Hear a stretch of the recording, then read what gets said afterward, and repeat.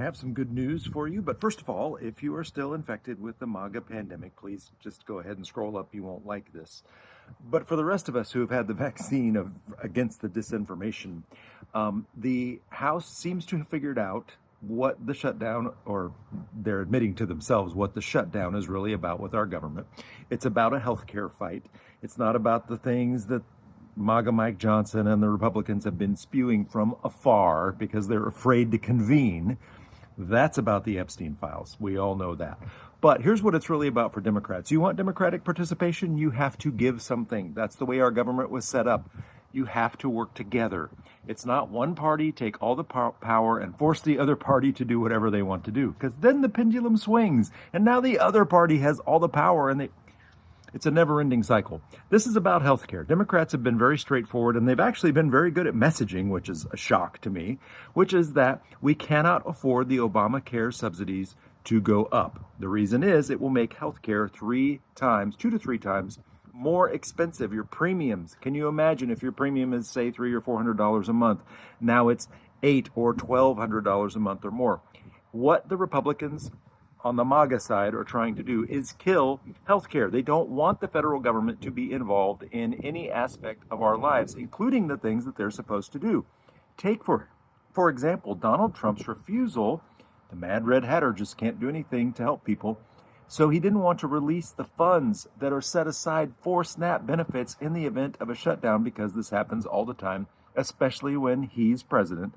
And a federal court ordered him to release them, and they are going to be released now. So, hey, people aren't going to starve. Poor people who can live on $184 a month. By the way, SNAP is just 1% of the federal budget. I'm pretty okay with feeding some people who can manage to live on $184 worth of groceries a month. I applaud them, while I also am sad that we have people in that condition. What the Republicans and Democrats have done, 4 guys.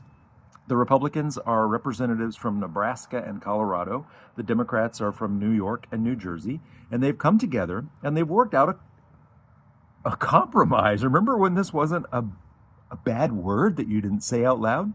Compromise. Basically, what Democrats want is a 2-year extension of the Obamacare subsidies so that a more permanent long-term solution can be worked out. You know, like single payer, which is what Obama wanted in the first place. And the Republicans want a different level of accountability to make sure that there's no fraud going on. Hey, does anybody disagree with that? No one wants fraud in the system. I don't want to talk about fake fraud and disinformation fraud about something to do with illegal aliens, illegal immigrants, which is now the favorite them to blame things on, even though the them is not nearly so scary. I mean, they're the guys doing your lawn and replacing your roof, many of them. Some of them are quite skilled workers that we desperately need in our workforce. Anyway, I digress. Republicans and Democrats have come together and formed this plan, which they're going to present to MAGA Mike Johnson and the House at large. Most, I think probably all Democrats would sign on to this deal, and many Republicans would. But Mike Johnson has to be willing to bring it to the House. And to bring it to the House floor, he also has to swear in Adelita Grijalva.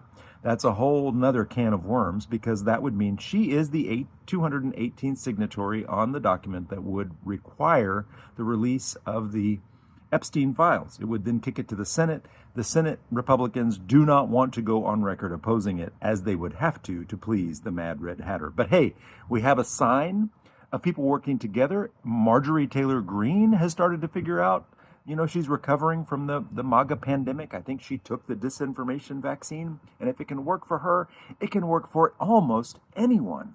There is hope that this country is going to get some semblance of functionality back, and that there may even be compromise between the parties, as the founding fathers completely and fully intended. My name's Bill. I'm a college professor in Dallas, Texas. Thanks for. I have some